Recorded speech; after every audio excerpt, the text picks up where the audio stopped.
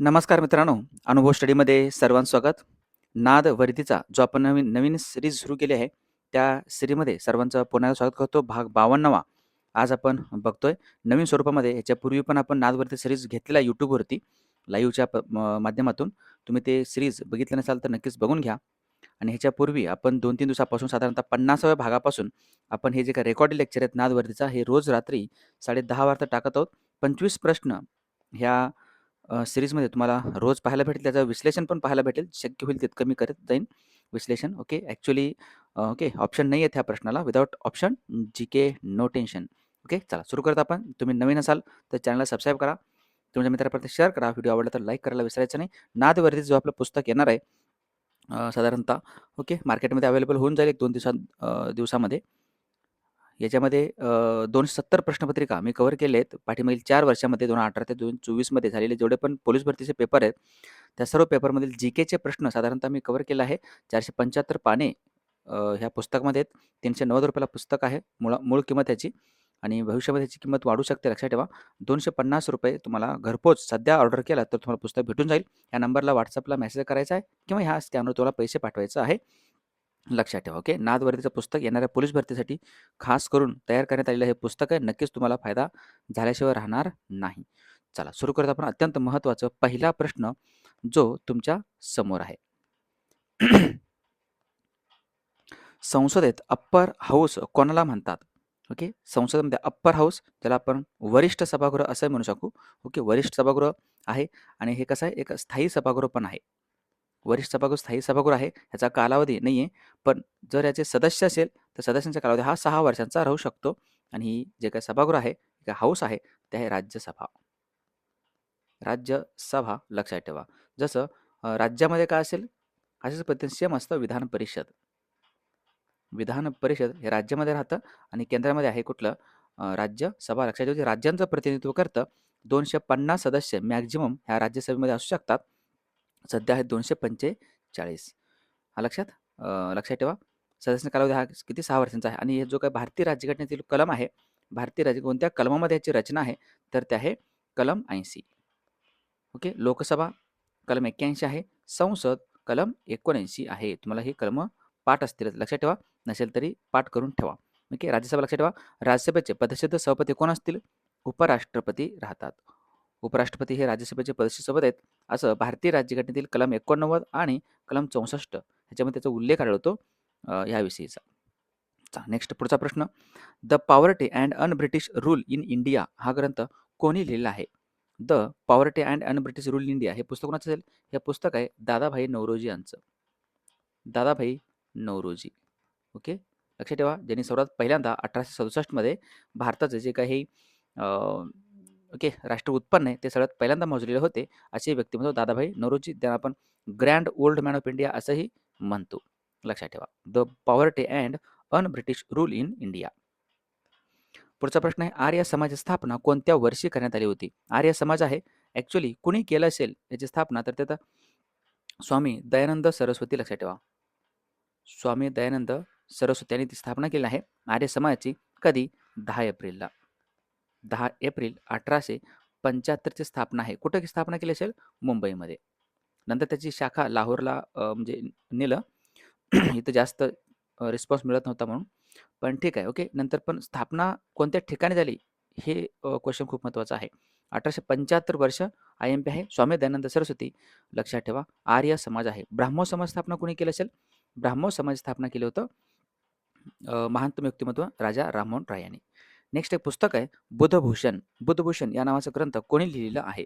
हे व्यक्ती आहेत ओके ज्यांना आपण छावा असं म्हणतो छत्रपती संभाजी महाराज. छत्रपती संभाजी महाराज यांचं हे पुस्तक आहे. लक्षात ठेवा. छावा. 16 जानेवारीला 16 जानेवारी 1681 मध्ये यांचा राज्याभिषेक झाला होता. सगळ्यांना माहिती असेल. म्हणून छत्रपती संभाजी महाराज राज्याभिषेक दिवस म्हणून आपण 16 जानेवारी हा जो काही दिवस आहे तो साजरा करत असतो. छत्रपती संभाजी महाराज लक्षात ठेवा रायगडमध्ये ओके रायगड या ठिकाणी यांचं राज्याभिषेक झालेलं होतं. छत्रपती संभाजी महाराज हे छत्रपती शिवाजी महाराज यांचे सुपुत्र आहेत. बुधभूषण. नेक्स्ट सिस्मोग्राफ हे यंत्र कशाशी संबंधित आहे किंवा कशाची तीव्रता मोजण्यासाठी वापरतात? सिस्मोग्राफ आहे भूकंप मापक यंत्र. ओके. भूकंप आहे लक्षात ठेवा. सिस्मोग्राफ भूकंप आहे आणि किती तीव्रतेचा भूकंप झाला हे सिस्मोग्राफवर कळतं कशाद्वारे? तर हे ॲक्चुअली हे यंत्र आहे. ओके. मग किती तीव्रता झाला? तर ते कळतं रिश्टर स्केलने. रिश्टर स्केल म्हणतो आपण त्याला. 7.8, 8.9 असं रिश्टर स्केलच्या ह्याच्याने भूकंप मोजतो आपण. आणि ज्या ठिकाणी भूकंप मेन समजा ही पृथ्वी आहे. पृथ्वीच्या या ठिकाणी जर भूकंप झाला असेल ह्याला काय म्हणतात? ह्याला म्हणतात भूकंप केंद्र. भूकंप केंद्र केलं त्याला इंग्लिशमध्ये म्हणतात एपिसेंटर. मेन भूकंपाचं केंद्र कोणत्या ठिकाणी होतं? ओके. मूळ केंद्र कुठलं होतं? या ठिकाणी लक्षात ठेवा. ओके. तुर्की आणि सिरियामध्ये आपण भूकंप ज्यावेळेस झाला होता त्यावेळेस आपण ऑपरेशन दोस्त राबवलं होतं बघा. सगळ्यांना आठवत असेल त्यावेळेस. चलो. पुढचा प्रश्न आहे व्हिटॅमिन डी, ज्याला तुम्ही व्हिटॅमिन डी असंही लिहू शकता. व्हिटॅमिन डीच्या किंवा व्हिटॅमिन ड पण लिहू शकता. व्हिटॅमिन डच्या कमतरतेमुळे कोणता रोग होतो? हा होतो मुडदूस. मुडदूस नावाचा आजार होऊ शकतो आणि मुडदूसमध्ये काय होतं? जे काही हाडे आहेत ना, हाडे ही कमकुवत होतात. हाडे कमकुवत होतात, ठिसूळ होतात. ओके. त्याचं कारणच ते आहे कारण त्याच्यामध्ये कॅल्शियम आणि फॉस्फरस याची कमतरता आहे. ओके. कॅल्शियम आणि फॉस्फरस आपल्या शरीरामध्ये आपल्या हाडामध्ये येतं कुठून? तर तिथं सकाळचे सकाळचे जे काही कोवळे ऊन आहे, कोवळे सूर्यकिरण किंवा कोवळे ऊन जे आपल्या शरीरामध्ये पडले, आपल्या त्वचेच्या खाली स्टेरॉइड असतं. ते स्टेरॉइड ॲक्टिवेट झालं, की आपल्या शरीरामध्ये तयार होणारा जो जीवनसत्व आहे तो आहे व्हिटॅमिन डी. ज्याचं शास्त्रीय नाव काय असेल? कॅल्सिफेरॉल. व्हिटॅमिन डीचं शास्त्रीय नाव काय असेल? तर ते कॅल्सिफेरॉल. लक्षात ठेवा. पुढचा प्रश्न. बलात्कार पीडित महिलांच्या आर्थिक मदतीसाठी कोणती योजना करण्यात आलेली आहे? बलात्कार पीडित महिलांसाठीची जी योजना आहे, या योजनेचं नाव आहे मनोधैर्य योजना. मनोधैर्य योजना लक्षात ठेवा. उलर सरोवर कोणत्या राज्यात आहे? आणखीन एक सरोवर आहे उलर आणि दाल.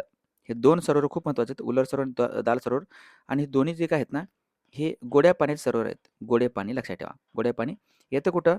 हे येतात जम्मू आणि काश्मीर राज्यामध्ये किंवा केंद्रशासित प्रदेशामध्ये. जम्मू काश्मीरमध्ये येतात उलर आणि दाल लक्षात ठेवू शकता. ओके. जो उलर सरोवर आहे, या उलर सरोवरामधून वाहणारी जी काही नदी आहे, त्या नदीचं नाव आहे झेलम नदी. झेलम नदी. ओके. झेलम नदीवरती ओके उरी जो आहे, उरी जर सर्जिकल स्ट्राईक करण्यात आलेला उरी डॅम पण आहे. उरी डॅम पण याच ठिकाणी आहे जम्मू काश्मीर राज्यामध्ये येतं. लक्षात ठेवा. उलर आणि दाल. ह्याच्या व्यतिरिक्त जे काय चिल्का सरोवर आहे हे कुठं येतं? चिल्का सरोवर ओडिसामध्ये येतं. चिल्का सरोवर ओडिसामध्ये आहे. त्यानंतर सांबर सरोवर कुठे येतं? सांबर सरोवर कुठं आहे? हे सांबर आहे, डिडवाना आहे. डिडवाना आहे. हे सर्व येतात राजस्थान राज्यामध्ये. राजस्थानमध्ये त्यानंतर आणखीन एक सरोवर येतं पुलिकत सरोवर. गुलिगत नाही, पुलिकत आणि कोलेरू. कोलेरू ही दोन्ही सरोवर येतात कुठं? आंध्र प्रदेशमध्ये. लोकटक सरोवर कुठं आहे? लोकटक येतं मणिपूरमध्ये. लक्षात ठेवा हे सगळे सरोवर महत्त्वाचे आहेत. नेक्स्ट, मार्गदर्शक तत्त्वे हे कोणत्या देशाच्या राज्यघटनेवरून भारतीय राज्यघटनेत अंतर्भूत करण्यात आले आहेत? बघा मार्गदर्शक तत्त्व येतं ज्याला आपण okay directive principle of state policy म्हणजे राज्य धोरणाची मार्गदर्शक तत्त्वे असे आपण म्हणतो. भारतीय राज्यघटनेच्या भाग 4 मध्ये आणि कलम जो आहे कलम 36 ते 51 दरम्यान यांचा उल्लेख राज्यघटनेमध्ये आढळतो. आपल्याला माहिती असेल. ओके. मग हे जे काही तत्त्व आहेत ना, हे कोणत्या देशाकडून घेण्यात आलं असेल भारतीय राज्यघटनेमध्ये? तर तो देश आहे आयर्लंड. ओके. आयर्लंडमध्ये कुठून घेतलं असेल? स्पेन.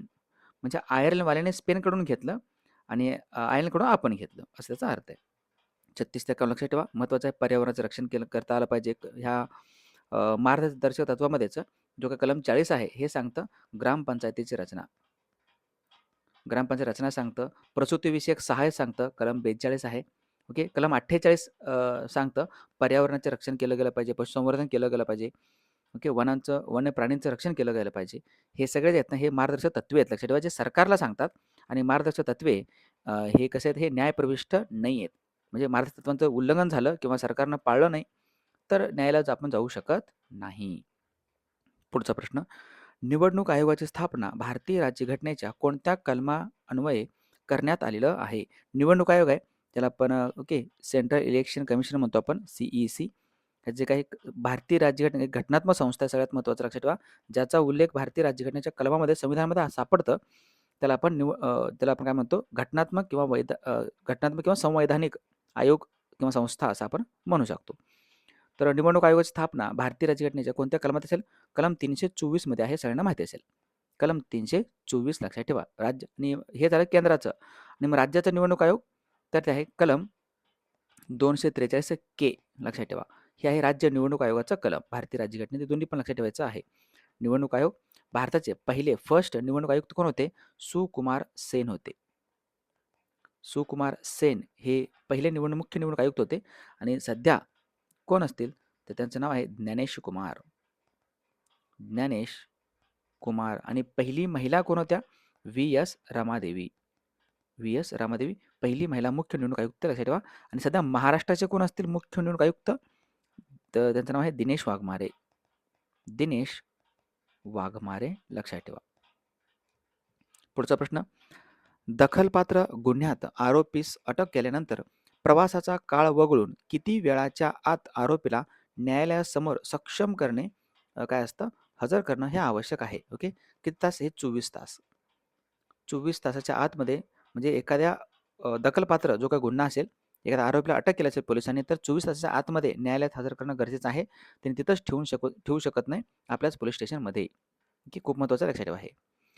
नेक्स्ट, माहिती अधिकार अधिनियमाअंतर्गत मागवलेली जी काही माहिती आहे, ती माहिती एखाद्या व्यक्तीच्या जीवित व स्वातंत्र्याशी संबंधित असेल तर अशी माहिती विनंतीचा अर्ज जो आहे तो अर्ज मिळाल्यापासून किती कालावधीमध्ये देणे अपेक्षित आहे, बंधनकारक आहे, द्यायलाच पाहिजे? तर तो 48 तास.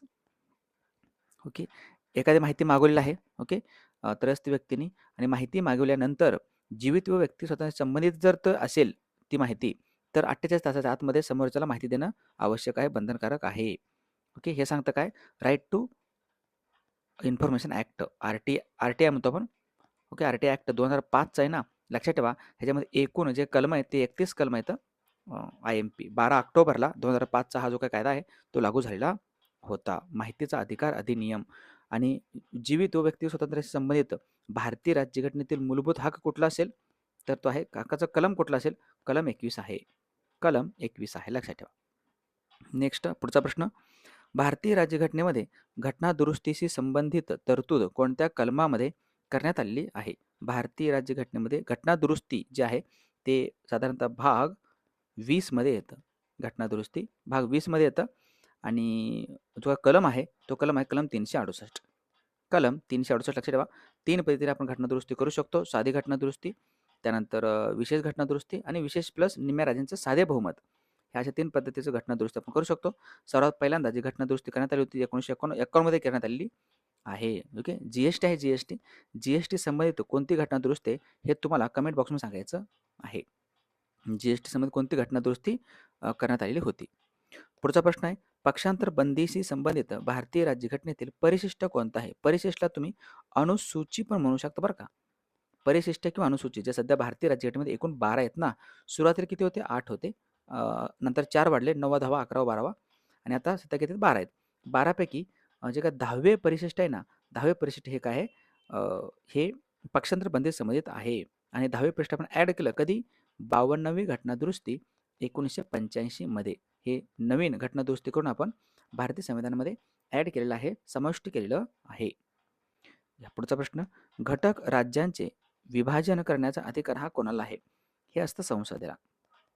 संसदेला आहे, लक्षात ठेवा. जर नावात बदल जरी करायचा असेल, सीमा बदलायचं असेल, ओके, हे जे करता, किंवा भारतीय राज्यघटने कलम 2 आणि कलम 3 मध्ये किंवा 3 नुसार जर बदल करायचा असेल तर तो अधिकार आहे संसदेला. संसद कायदा करू शकतं असं सांगतं कलम 4 ॲक्च्युअली. ओके. म्हणजे भारतीय राज्यघटनेत 2 आणि 3 मध्ये बदल करण्याचा जो अधिकार आहे तो संसदेला आहे, आणि संसद असं कायदा करू शकतं असं कलम सांगतं कोण? कलम 4. लक्षात ठेवा. इस्रो आहे भारतीय राज्यघटनेमध्ये. ओके, सॉरी, भारतामध्ये. Okay. Indian Space Research Organisation ISRO आहे. ओके. इस्रोची स्थापना कधी झाली होती? सिंपल क्वेश्चन आहे.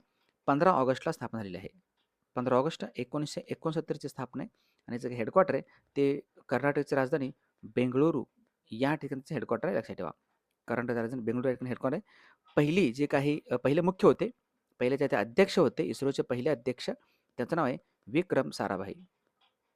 विक्रम साराभाई, ज्यांना आपण भारतीय अंतराळ कार्यक्रमाचे जनक असंही म्हणतो. आणि सध्या 11वे अध्यक्ष कोण असतील? Doctor V Narayanan. Doctor V Narayanan लक्षात ठेवा. IMP आहे. इस्रो ओके अंतराळ स्पेस संस्था आहे. अंतराळ संशोधन संस्था आहे भारताची. जसं नासा आहे ना, नासा कोणाचा आहे? नासा अमेरिकेचे आहे. तसं भारताचा आहे इस्रो. नेक्स्ट, कोणाला बी या नावाने ओळखलं जातं? बी हे टोपण नाव आहे ॲक्च्युली. ओके, बी हे टोपण नाव साहित्यिक आहेत. त्यांचं नाव आहे नारायण मुरलीधर गुप्ते. नारायण मुरलीधर गुप्ते. ओके, यांना म्हणतो आपण बी. लक्षात ठेवा बी. जसं कुसुमाग्रज यांना म्हणतो आपण कुसुमाग्रज हे म्हणतो आपण, या टोपण नावाने ओळखतो आपण विष्णू वामन शिरवाडकर तसं. ओके, लक्षात ठेवू शकता बी नारायण मुरलीधर गुप्ते. आणि अनिल या टोपण नावाने आपण कोणाला ओळखतो? अनिल त्यांचं नाव आहे आत्माराम रावजी देशपांडे. आत्माराम रावजी देशपांडे. नेक्स्ट, ऑलिम्पिकमध्ये पदक मिळवणारी पहिली भारतीय महिला कोण ठरले तर कोण बनले होते? फर्स्ट पहिली भारतीय महिला ज्यावेळेस 2000 मध्ये एक ऑलिम्पिक पार पडलं होतं सिडनीमध्ये. सिडनी येतं ऑस्ट्रेलियामध्ये. तिथं कर्णम मल्लेश्वरी जे आहेत, कर्णम मल्लेश्वरी यांनी पदक मिळवलं होतं, कांस्य पदक सर्वात पहिल्यांदा. आणि कशामध्ये? वेट लिफ्टिंगमध्ये. सर्वात पहिल्यांदा पदक मिळवलं होतं आणि पहिली महिला ते ठरले होते कर्णम मल्लेश्वरी. लक्षात ठेवा. आणि ऑलिम्पिक पदक मिळवणारे पहिले भारतीय जर विचारलं तर फर्स्टवाले पहिले भारतीय व्यक्ती विचारलं तर त्यांचं नाव आहे 1952च्या हेल्सिंकी जो ऑलिम्पिक पार पडलं होतं, त्या हेल्सिंकी ऑलिम्पिकमध्ये कांस्य पदक जिंकलं होतं खाशाबा जाधव यांनी. खाशाबा जाधव. लक्षात ठेवा. IMP आहे. बघा, मी तुम्हाला किती माहिती देतोय. जर मी हेच क्वेश्चन म्हणजे हेच व्हिडिओ जर मी लाईव्ह घेतलं असतं साधारणतः तर 1.5 तासाच्या आसपास याचा वेळ झाला असता. म्हणजे एवढे प्रश्न 25 प्रश्न कव्हर करणं जोक नाही. ओके, 25 प्रश्न कव्हर करून एवढी माहिती द्यायचं म्हटलं की मी लाईव्हला जवळपास 1.5 ते 2 तास लागला असता आणि मी तुम्हाला आता अर्धा तासाच्या आतमध्ये व्हिडिओ देतोय. म्हणजे कमीत कमी वेळामध्ये जास्तीत जास्त माहिती आपण रेकॉर्डिंग ह्या व्हिडिओच्या माध्यमातून बघतोय. ओके, त्यामुळे तुमचा फायदा जास्त आहे. रिव्हिजन जितकं जास्त तुम्ही करताल ना, रिव्हिजन इज अ की ऑफ सक्सेस. जेवढं जास्त तुम्ही रिव्हिजन करताल तेवढं जास्त तुम्हाला फायदा होणार आहे. ओके, चला करा. लाईक करा. मग आता लाईक करा, शेअर करा. नवीन असेल तर चॅनलला सबस्क्राईब करा. रोज रात्री तुम्हाला व्हिडिओ पाहायला भेटेल.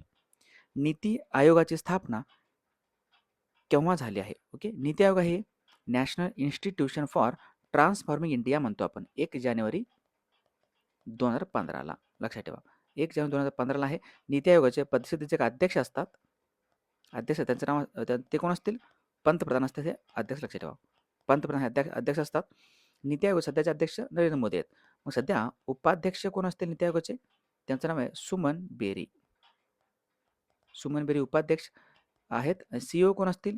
BVR सुब्रमण्यम. आणि नीती आयोग जे आलेलं आहे हे नियोजन आयोग जो होतं किंवा योजना आयोग जो होता ॲक्च्युली. ओके, योजना जो आयोग आहे, योजना आयोग याच्या ठिकाणी हे संस्था नवीन आलेली आहे. लक्षात ठेवा. जे आपण चीनच्या धर्तीवरती उभं केलेलं आहे संस्था. सरकारला एक थिंक टँक म्हणून काम करतं. सरकारला एक ते सूचना देण्यासाठीचं काम करतं. ओके, त्यानंतर विम्बल्डन ओपन 2025 पुरुष एकेरीचा विजेता कोण आहे? विम्बल्डन ओपन आहे बघा. सर्वात पहिल्यांदा ऑस्ट्रेलियन ओपन होतं, त्यानंतर फ्रेंच ओपन होतं दर वर्षामध्ये, त्यानंतर विम्बल्डन होतं, त्यानंतर मग US ओपन होतं किंवा ज्याला आपण अमेरिकन ओपन म्हणूयात. हे असे 4 पद्धतीचे दरवर्षी ग्रँड स्पर्धा होतात आणि टेनिसच्या स्पर्धा आहेत. टेनिसच्या ह्या स्पर्धा आहेत. मग विम्बल्डन ओपन कोणी जिंकलं असेल? त्यांचं नाव आहे जॅम काकू जाये. म्हणजे याचं काय? जानिक सिन्नर हे पुरुषांमध्ये येतं आणि इगा स्विटेक ही महिलांमध्ये येतं. लक्षात ठेवा. ही आपली ट्रिक सगळ्यांना पाठ झाली असेल आता. चला नेक्स्ट. आणि विम्बल्डन कुठं होतं? हे होतं लंडनमध्ये. लंडनमध्ये होतं, UK होतं आणि हे ग्रास कोर्टवरती होतं. ग्रास कोर्ट म्हणजेच गवताच्या मैदानावरती होतं. पुढचा प्रश्न, IMEI या मोबाईलशी संबंधित शब्दाचा फुलफॉर्म काय असेल?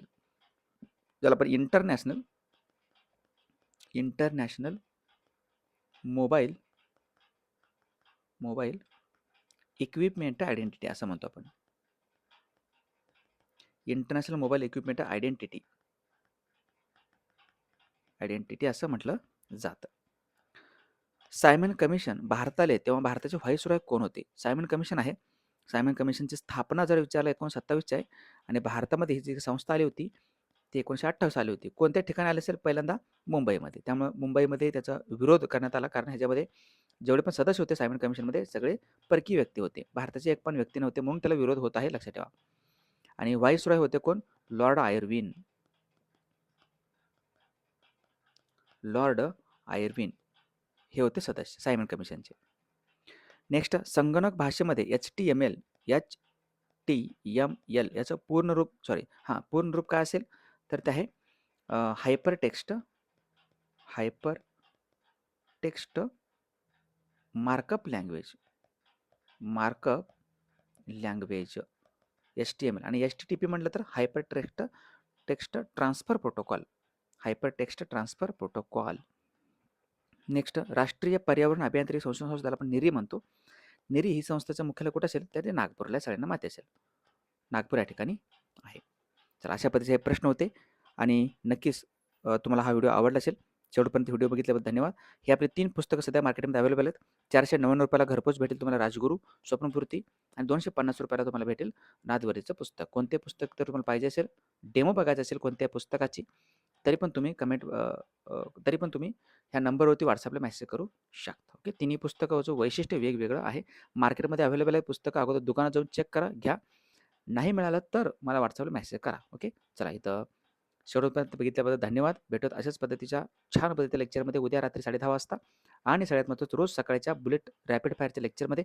आणि लवकरात लवकर तुमचे 9 ते 10चं रात्रीचं जो आपलं डेली करंट अफेअरचं लेक्चर आहे, तो पण मी लवकरात लवकर लाईव्हच्या माध्यमातून सुरू करेन. ओके. चला, इथं थांबूयात आपण. थँक्यू. जय हिंद.